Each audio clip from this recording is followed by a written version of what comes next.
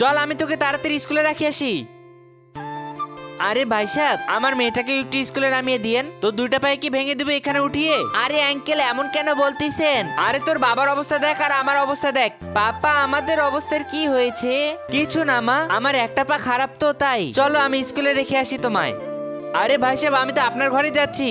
আরে তোর স্কুলের প্রিন্সিপাল এদিকে কোথায় যাচ্ছে? আরে স্যার, আমার কাছে কি কাজ বলেন? আরে আপনার অবস্থা এমন কিভাবে? স্যার, একটা অ্যাক্সিডেন্টে আমার একটা পা ভেঙে যায়। আমি বলতে এসেছি আপনার মেয়ে স্কুলে টপ করেছে, আপনার ফি 1 বছরের জন্য মাফ করে দিলাম। বাবা, তাহলে তো ওই টাকা দিয়ে তোমার পায়ের চিকিৎসা করাইতে পারবো।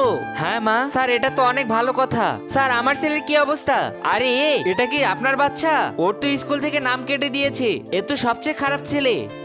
দেখেছো মা, আমাদের যে যাই মজা করুক না কেন, যে কষ্ট করে সেই ফল পায়। আর আপনি যদি টাকার চেয়ে আল্লাহকে বেশি ভালোবাসেন, তাহলে লাইক করে সাবস্ক্রাইব অবশ্যই করবেন। আর ভালো না বাসলে কিচ্ছু করতে হবে না।